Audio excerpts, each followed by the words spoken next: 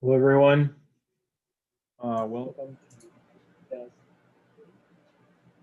Hello. All right. So today we are going to start. As you know, we are now done with the C++ related topics, and we are moving into the web security topics. I remind you again that your term project has been assigned and you should be working on that. Remember, the term project takes a lot of work. And if you don't believe me, just start getting into it. You'll see that it's a challenging thing because it's software assurance, so you have to go read through code that's written in MVC style, which may not be so familiar to you. And you have to look for both errors, just like simple errors, and also for quality, and also issues related to security. So as far as the issues related to security, we will be discussing those, starting today and next week. So what I'm going to do is currently today, since it's a lab day, we're going to start the one of the more interesting labs in web security, which is the SQL Injection Lab. I think you'll find it very interesting. It's very good lab. I would say it's a really good lab. So I will see if this, for this topic, if I give you 2 weeks for this lab. It is a bit of a long one. But basically, as you might imagine, you will be doing, SQL injection attacks and those types of things. So let me go to the Brightspace, and I'm going to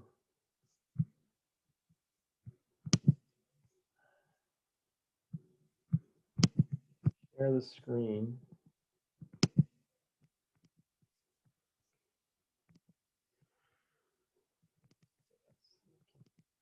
All right, so you should be seeing Brightspace. As you can see here, I have loaded a new module. It's called the SQL Injection Lab, basically.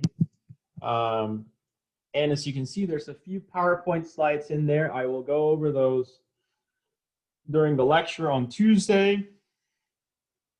But today we're going to get started with just reading through the lab. And it should be this one. So I believe this is the latest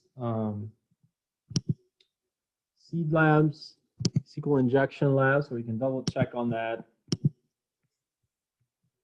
But I'm going to open it here. All right, so I'm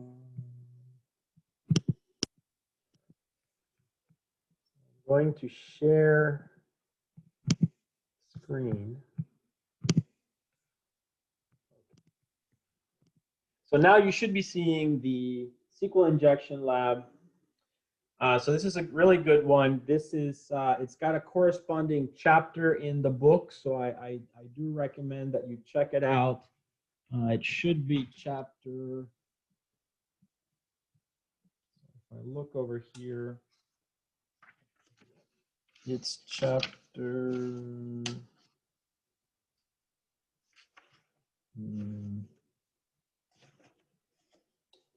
chapter 12.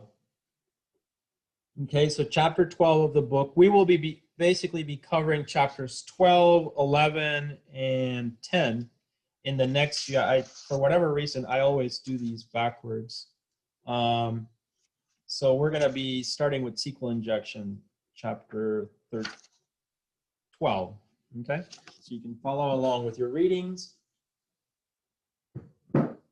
And then, as I said, I'll go over some of the slides. Now, you guys have taken a lot of SQL queries, and that's a good thing. And you've also taken PHP, MyAdmin, MySQL. So therefore, you kind of have a lot of the things that you need for this lab. As you might imagine, the idea is code injections.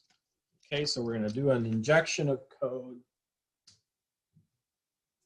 just like we did before. The only difference is, whereas before you were injecting shell code into memory in the stack, this time around the goal is to inject what?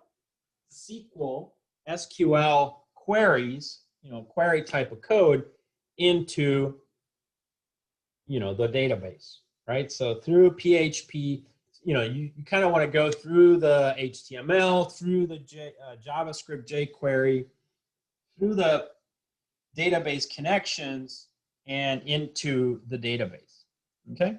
So we will talk a lot about, these details on the lecture on Tuesday. Today, I just want you guys to get started with this lab assignment. So we're going to start reading through it. All right. And it's as I said, it's a pretty good lab. You'll need the CVM for this one because it comes with a website that has a login and everything. Okay, so you'll have to use that.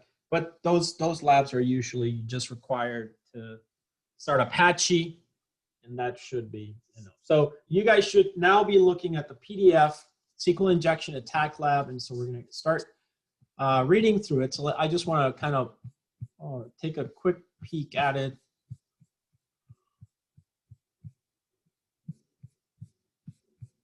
All right, yeah, and you can see there.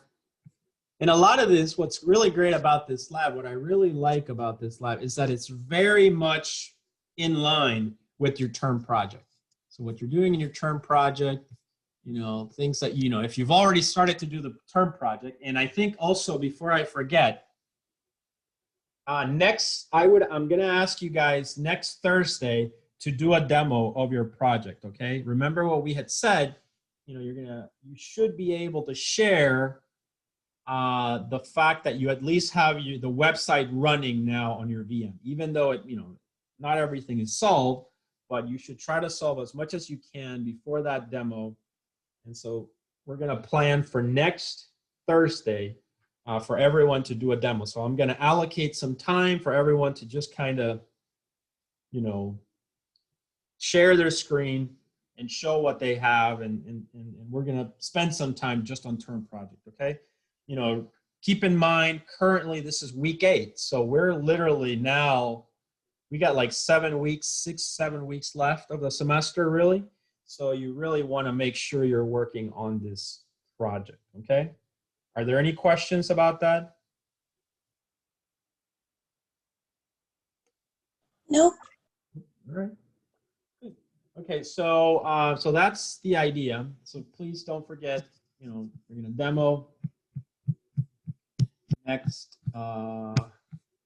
Thursday. All right, so this is really the lab. I'm just looking at it.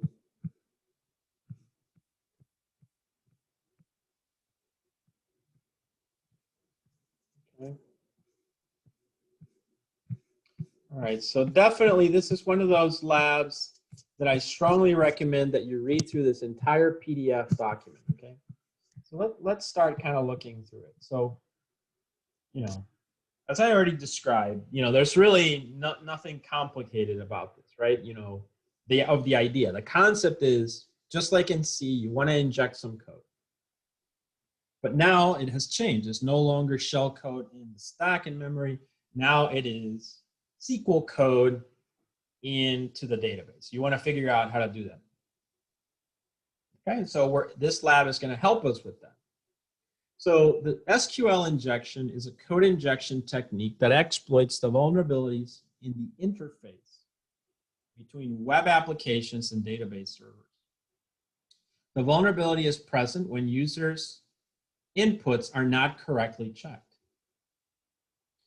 And again, it goes back to that idea of input validation. So keep in mind that, nothing has changed as we move to this new topic, right? It's still the same ideas, input validation. So the vulnerability is present when users' inputs are not correctly checked within the web applications before being sent to the backend database servers. Many web applications take inputs from users. So many web applications take inputs from users and then use these inputs to construct SQL queries. So the web application can get information from the database. Web applications also use SQL queries to store information in the database. There are common practices in the development of web applications.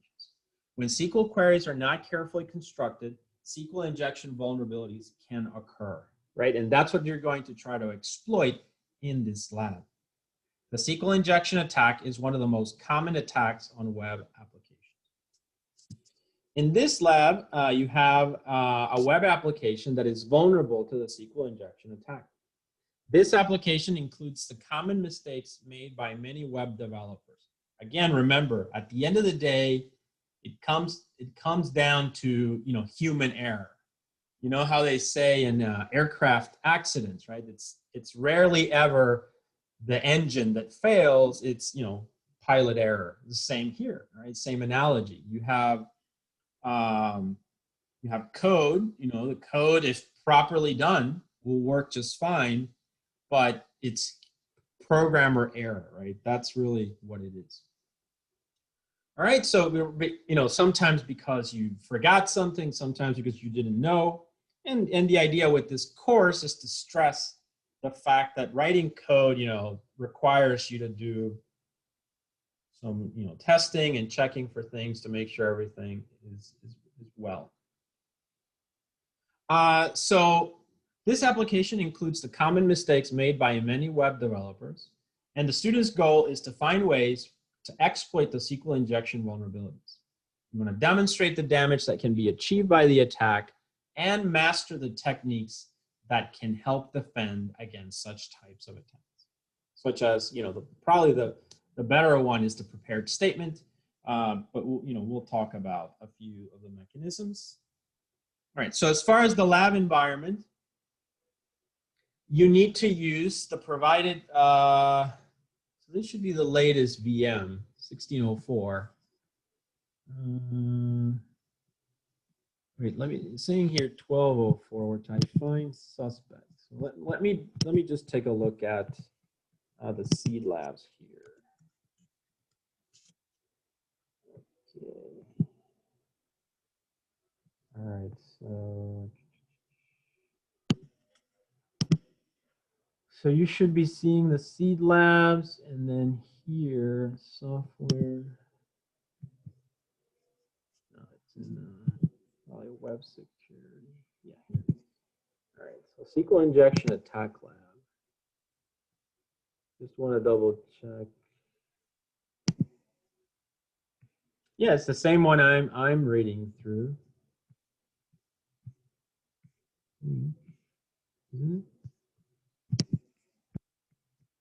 Okay, it's changed a little. All right, so let's read through. I will update then the PDF. It seems like I have an old PDF, but we're gonna use the new one. Which I'm assuming, yeah, it's pretty much the same thing. Professor, I have a question. Yeah, go ahead, please. For the final project, are we supposed to use the CVM? No, you should not use the CVM actually, because the CVM has some configurations that will make your life harder. Start with VM from scratch. Perfect. Thank you so much. Yeah, definitely don't do that, because you're going to be fighting against the configurations of the CVM, and that's probably not. Yes, found out the hard way. Yeah. So definitely get I provided a document in that folder. It's not a tutorial, but it kind of gives you guidance on how to start to get set up. I would suggest going with 1604 just because there's a lot of, or at the latest 1804, because you're going to find a lot of tutorials and things like that online on how to configure things, okay? But certainly make sure that you're working on that for next Thursday. So I just want to check here. So this should be the same lab. All right. Okay, so I don't know why. I thought I had the latest, but anyway. You know what? I'm just going to copy the link.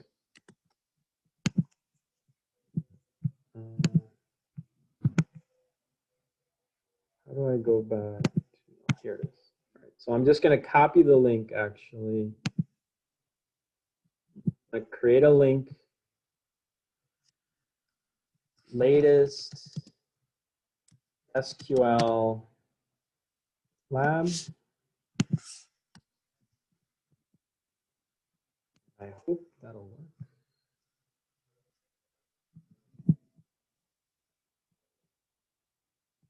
All right, so now are you guys seeing the bright space environment? We're seeing the PDF still. All right, so I'm going to switch over to the Brightspace. Okay. So on Brightspace, I've added a link, latest SQL Lab, right? So you can see it now down here. Use this one. I'm actually going to remove that. Yeah, this one.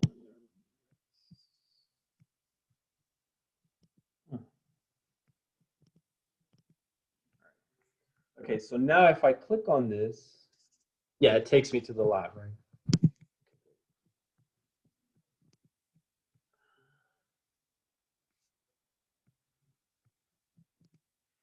All right, there we go.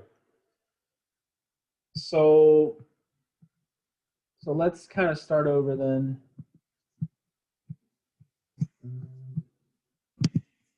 Are you guys seeing the PDF now? Yeah. All right, so SQL injection is a code injection technique that exploits the vulnerabilities in the interface between web. I've said that the vulnerability is present when the user inputs are not correct. Many web applications take inputs from the user. So that web applications also use SQL query to store information in the database. Okay, in this lab, you have a web application that is vulnerable, includes common mistakes made by many web developers.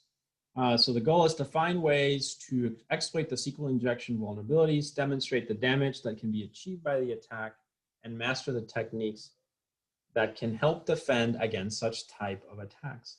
The lab covers the following topics: a SQL statement, select and update statements, SQL injection, and the prepared statement. As I said, you're reading the detailed coverage of the SQL Injection Lab can be found in the book in chapter 12. I already noted that. And here we go. The lab environment will be the Ubuntu 16.04 CVM, right? So, which is the one that you use. So what do you have to do? So pretty much in this one, it's really nice because the application is already there. You may need to do Apache start, but otherwise everything should be there for you to use.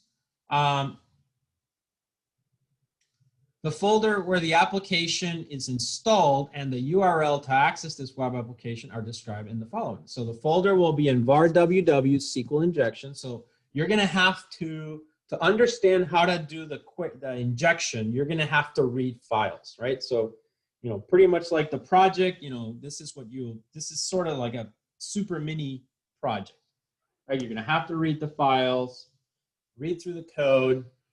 You're going to look, and then whenever you want to access the actual website that you want to attack, remember that an attack, in an attack, you cannot attack the code. You can assume that maybe you used to be an employee for the company, you stole the code, you're kind of a disgruntled employee or something, but you can't really modify their code. What you can do is attack the standing website on their server.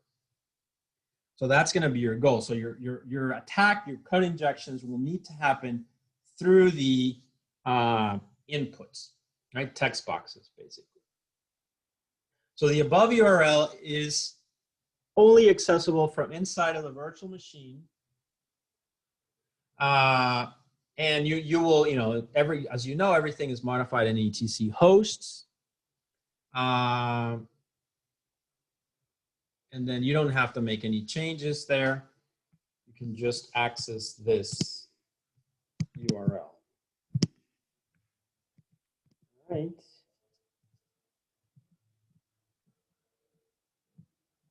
Apache configuration, you won't have to do anything there. That's already set up, but you can read through that if you'd like. All right, lab tasks. So basically, there's the web application. It's basically a simple employee management application.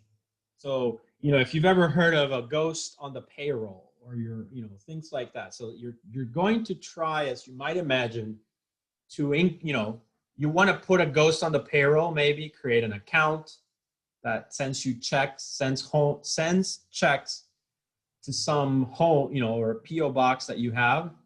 Remember that that is highly illegal. The FBI will arrest you for that, but federal crime.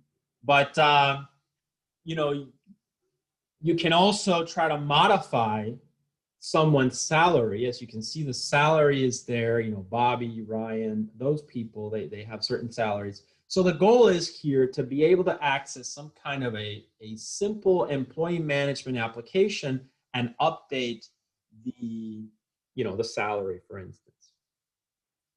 Employees can view and update their personal information in the database through this website, right?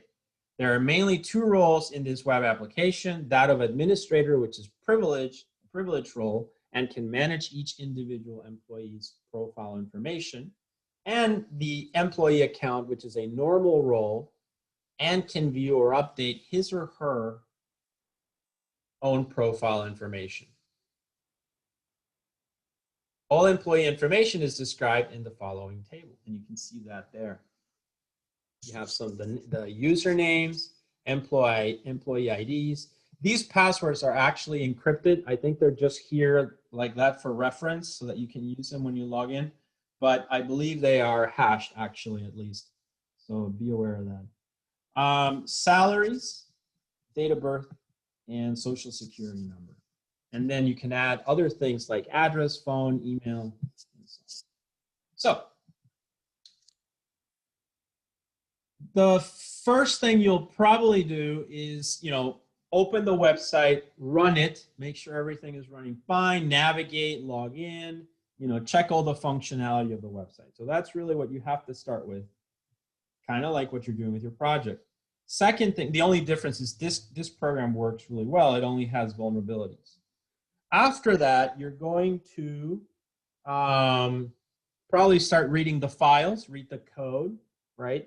And then after that, you're just going to become a little bit more familiarized with the commands that you see here. Now, if you already started the project, these commands will seem familiar to you because they're the same configuration terminal. These are terminal commands that you're seeing there for setting up MySQL, right? Remember, this uses PHP myadmin, MySQL, and just like the project. And so this allows you to do more configuration. So the objective of this task number 1, get familiar with SQL statements. The objective of this task is to get familiar with SQL commands by playing with the provided database. You have a database called users, which contains a table called credential. The table stores the personal information, that is the, you know, I've mentioned that, ID, password, etc., for every employee. In this task, you need to play with the database to get familiar with the SQL queries. And you guys know a lot about SQL, so that's not really even an issue. So MySQL, as you know, is an open source relational database management system. It's already set up in the VM, so you don't have to do that. The username is root and the password is cubuntu, as you know. You will log in into the MySQL console using the following command on the terminal. You type MySQL-u root cubuntu. After login, you can create a new database or load an existing database. Since you already have created the user database for you, the user's database for you, you just need to load this existing database using the following command: use users semicolon. To show what tables are there in users database, you can use the following command to print out all the tables of the selected database. So you're going to do show tables and just view the data. After running the commands above, you need to use SQL command to print all the profile information of the employee Alice, right? And you need to provide a screenshot of your results. Any questions on task 1? Nope. Pretty easy. All right, task number 2, 3.2, task 2, SQL injection attack on the select statement. So you guys know select, all from, that command or a statement. So you're going to try to find vulnerabilities related to that one. SQL injection is basically a technique through which attackers can execute their own malicious SQL statements. Generally,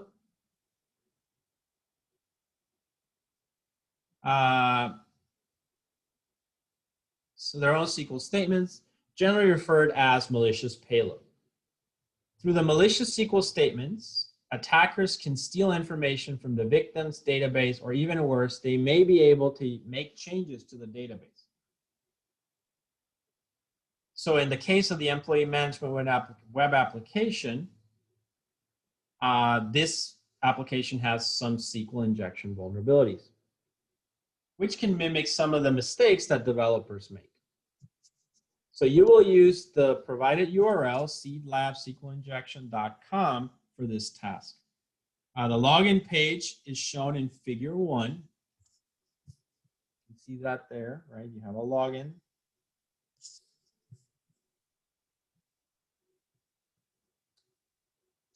It asks users to provide a username and password. The web application will authenticate the users based on these two pieces of data. So only employees who know their password are allowed to log in. Your job as an attacker is to log in to the web application without knowing the employee's credentials. So imagine that. You're going to try to inject. You have to figure out, okay, you have basically two text boxes here. So you have to use one or the other. Think of them as windows, right? You're going to break into the house through these windows, the text boxes. But the key thing is that you have to think of two things. First of all, is there a vulnerability? If so, what is it? And based on that, then now I need to craft a code injection, right? You need to craft a code injection, which basically means it's some kind of SQL query. Okay. All right.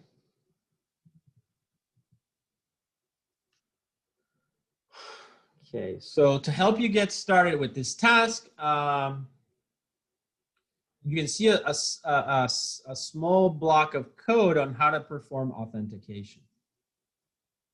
And you know this, hopefully you know this from your previous classes like 362. All right, but basically, I will go over this in a second. So basically the PHP code, unsafe home PHP, is located in the var www SQL injection directory. My suggestion is, the first thing is do a code audit, read the file, become familiarized with it. That's where the authentication is done. And then you can see how it is done here. We have input uname, get username, input password, get password, hash the password. You can see here, SHA-1, right? So the passwords get hashed with SHA-1, which you should remember from 350. It's a hash function. All right, and then you can see here we have our famous SQL query, select all of those things, from credential, where name equal input name, which is this input, and password equal hashed password, which is that one. Then you're going to run the query of a select, and basically if the select is not null, or if the select returns at least one value, you can authenticate.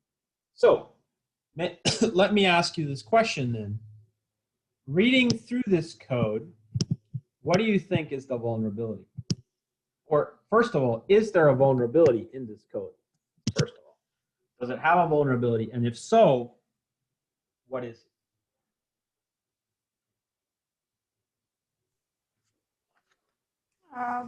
Professor, would it be that there's like no validation, like there's like no if statements or? Maybe. Maybe. So certainly input validation will help, but what else do you guys think? if you just look at this code, like if you just look at it, this segment here in gray, just like, you know, in the exam, right? In questions on the exam, I said, you know, circle the area in the code that might be vulnerable to, you know, what was it? Buffer overflow, right? So here, circle the area but that you think could be vulnerable to SQL injection attacks and indicate why. So what do you guys think?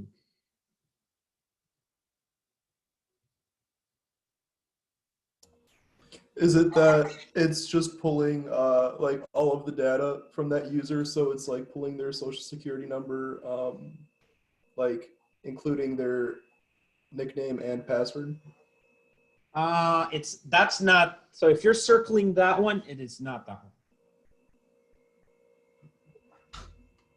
It's something to do with, so what I would say is it's definitely something to do with those inputs, right?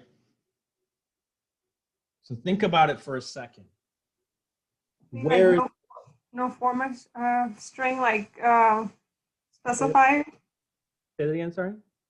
There's no format specifier For what purpose? for like the username and password. And what do you want to do to the username and password exactly? Like specify like what's something you can input in there. Okay, so Maybe you're the talking link. about acceptable characters, correct? Yeah. Yeah, and that would that solve it? In a way, yes, you are right. That would solve it. But okay, that's good. You're thinking of the input function and you're saying I'm just going to allow certain characters. Okay. Also the length of the password or something, or the username. So here, remember, so one thing that's important here, this is a very high level programming language. It's not like C where it's very low level. Here we are at a very high level. So errors with memory are going to be rare here because all of this handles that really well. So length is no longer such a concern for us. But still, no one has answered my question. If you had to circle one part of this code that's insecure, which one would you circle? Just one line, for instance. Circle one line of that code that you're seeing there and tell me where is the vulnerability and why? The vulnerability is in the input. There's no input validation.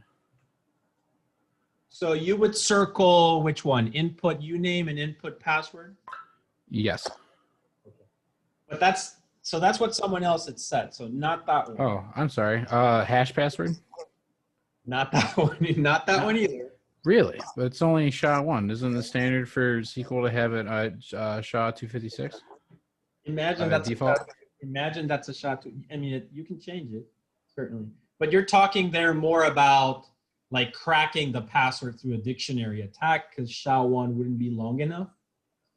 That's Yeah. sort of a different problem. But Okay. It's the where condition, right? the where condition, what do you mean by that? Elaborate. So where the where name equals, you can have another basically input in where it says input uname that corresponds to a whole SQL statement as a whole, and will eventually query that, thinking that is the statement itself.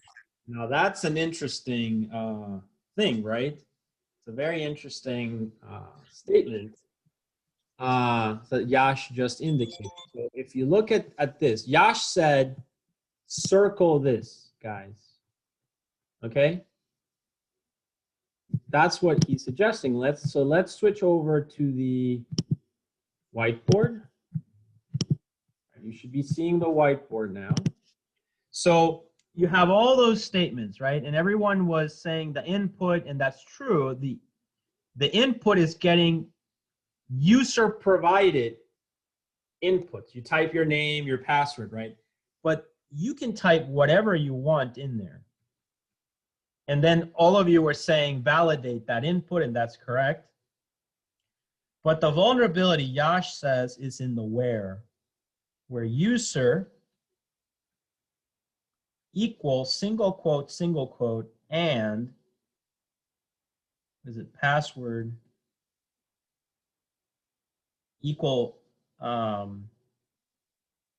so if I remember correctly, I want to get this right. It is name and input name and password, and so these are the SQL, right? This name is that name, and this password is that password. So these are the SQL column names, and then this is input name. If you notice, input name is, or sorry, input uname is that input uname, and hash password is that one. All right, so now think about it. What I'm about to say is really it. The whole idea is here, right? So if we go back to the whiteboard, all right, so actually, let me do this a little bit better. Okay, so then,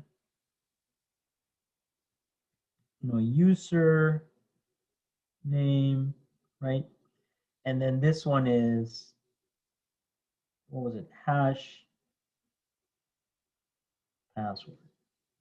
So what's the problem here? So Yash said, well, the problem is, and then, let me do this one,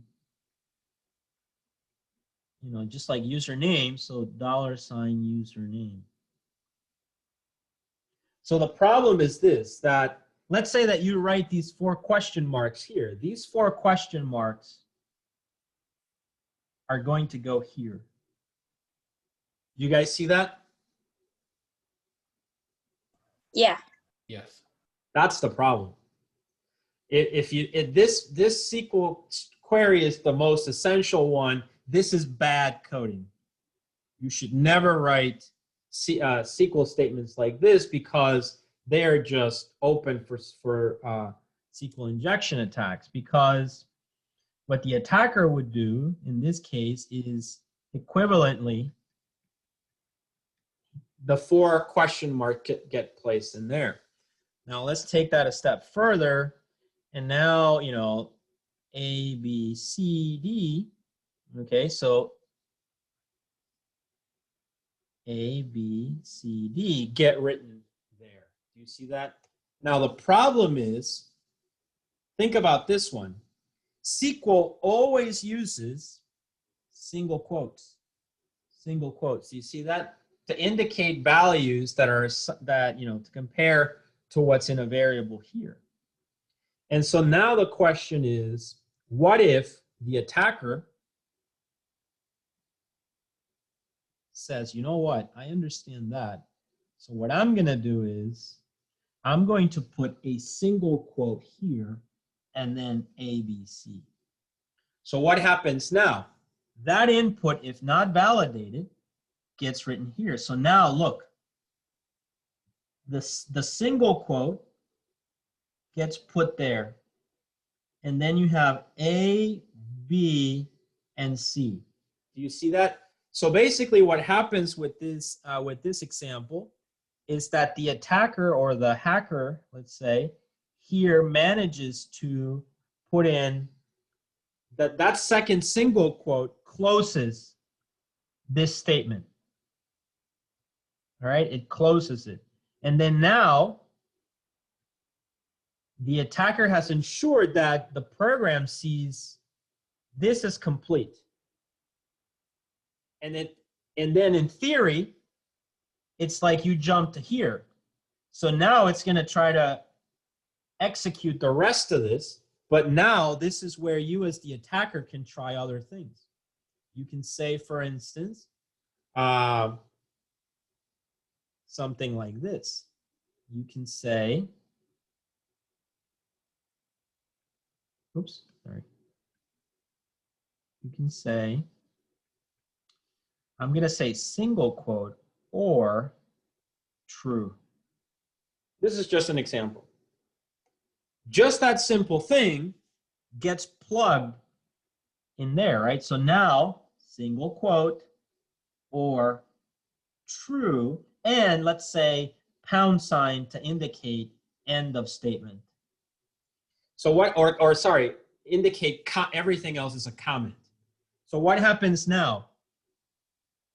The MySQL thinks, oh, this is a comment, so I'm just gonna ignore it. The user is equal to none, okay, or true. So what's gonna happen in the where clause? The where clause will say now, where user is none, blah, or true. Everything else is a comment. So it's really this true will get executed. Do you guys see that? Does this make sense? It makes sense. Makes sense? All right, excellent. All right, so that's the trick, okay? That's what I'm trying to say with this particular example. I'm not saying this is the same for all examples, but for this particular example, the attacker can, as you know, because you've seen that, the attacker can provide whatever he or she wants in here. Knowing the fact that the single quotes need to be closed, right? That's the first thing you want to plug in there, okay? And after that comes your skills in SQL, right? You know, based on, and that's just your own knowledge of SQL, of how to write where statements, how to put a comment and things like that, that you know because you know the SQL language. So you can start to craft. Remember, this is the code injection. Okay, that's your SQL. That's a code injection. That's why it's called a SQL injection. All right, and that's basically the trick. So ultimately, what you're trying to always do is, first of all, it's like three things you're trying to do. Number one, the single quote, close the single quote. Number two, add the injection. You know, whatever it is that you want to do. And number three, comment the rest so it doesn't error out. Comment the rest, okay?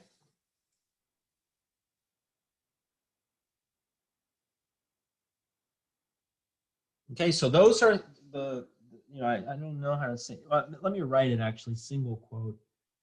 I will make it more. Okay, these are the three things that you're always trying to do. Close the single quote, craft the injection, comment out the rest.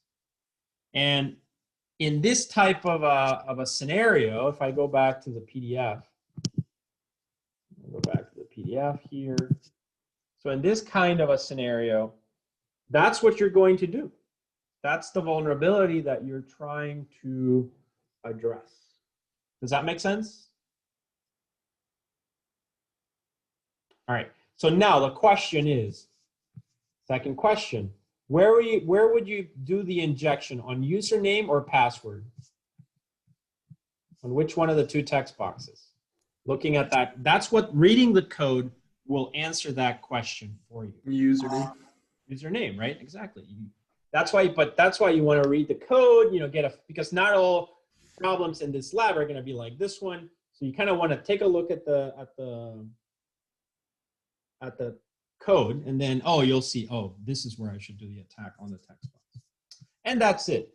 Okay, you can see here, if name admin, return all employees, you have some kind of evaluation there.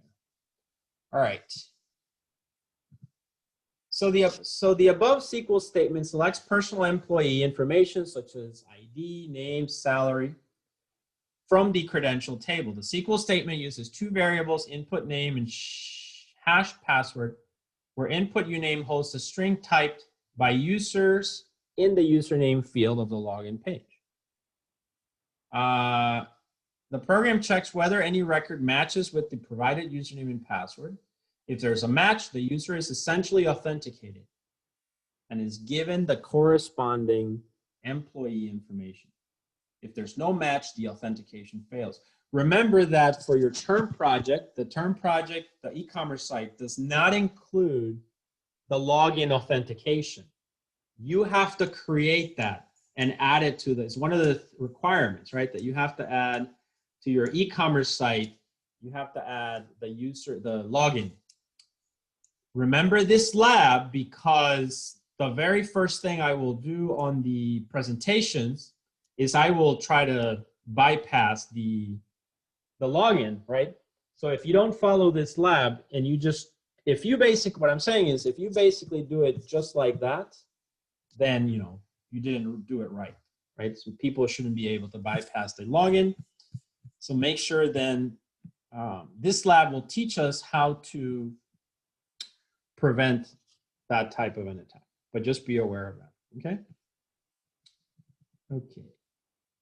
So basically here are the tasks that you have to do. The task 2.1 is SQL injection attack from web page. Your task is to log in into the web application as the administrator from the login page, so you can see the information of all employees. So it is assumed that you do not, that you do know the administrator's account name, which is admin, but you do not know the password. You need to decide what to type in the username and password fields to succeed in the attack. I will leave that to you to figure out. All right, curl, as you know, CURL, this is another thing that's in your project. I believe I've mentioned this already. So here we're also using it. SQL injection attack from the command line. So if you remember, it's curl allows you to make communications via the network. So your task is to repeat task 1, but you need to do it without using the web page. You can use command line tools such as CURL or curl, which can send HTTP requests. One thing that is worth mentioning is that if you want to include multiple parameters in HTTP requests, you need to put the URL and the parameters between a pair of single quotes. Otherwise, the special characters used to separate parameters, such as the ampersand, will be interpreted by the shell program, changing the meaning of the command. So the following example shows how to send an HTTP GET request for our web application with 2 parameters, username and password. So you can see that there. You have the curl command and then followed by the URL as you would type it in the browser, all in single quotes, okay? And then you can see you're going to the index.php file, and then this is basically a GET request, and you're providing, you know, username Alice, password, so and so. Okay? If you need to include special characters in the username or password fields, you need to encode them properly. And that's called URL encoding. You probably remember that from your, you know, web development class. As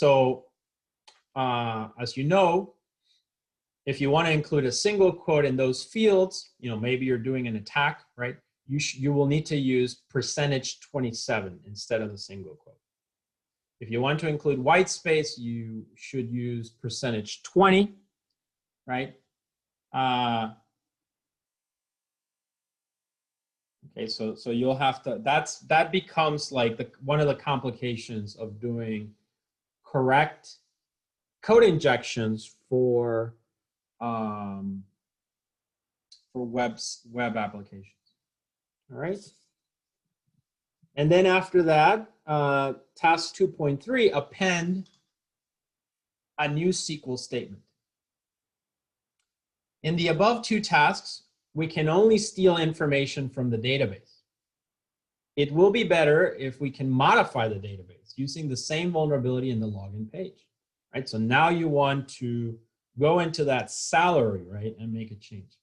An idea is to use SQL injection attack to turn one SQL statement into 2, with the second one being an update or delete statement. So what this is saying is you're going to complete the select, end it, then start a new one, which is not going to be a select statement anymore, but an update statement. And that update statement will modify salary, right? And that, you know, that would be the goal of the attacker. An idea is to use SQL injection attack to turn one SQL statement into 2, with the second one being the update or delete statement.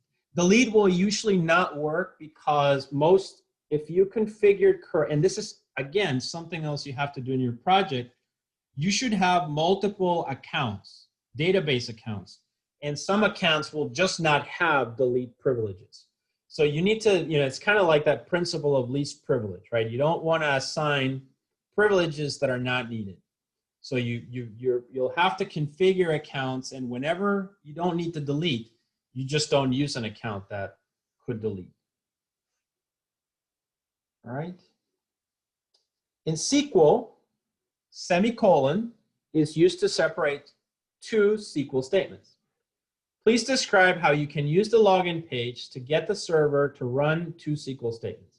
Try the attack to delete a record from the database and describe your observation.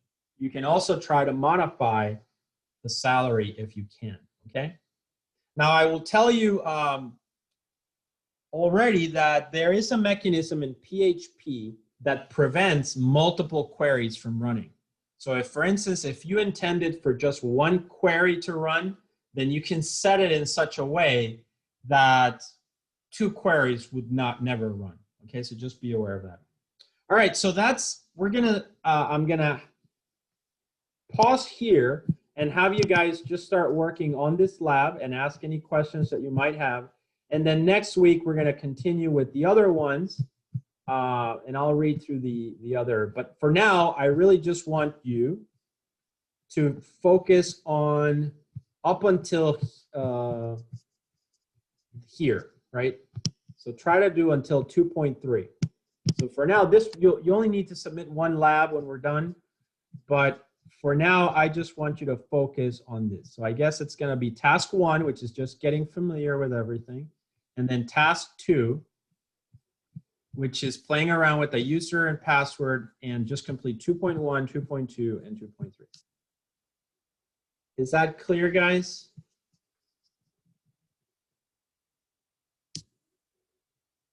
Yeah.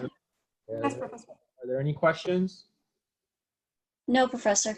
All right, so please go ahead, follow the instructions, boot up your Ubuntu, and start working on this. And, the first thing you want to do after you've completed task 1 and task 2 is really, try different SQL injections, single quote, this and that. See if you can log in without knowing the password. All right, so try to figure that out. Okay, and then I'll be here. I'm going to pause the video because I'm not giving any new content, and instead just ask questions if you have them. Okay.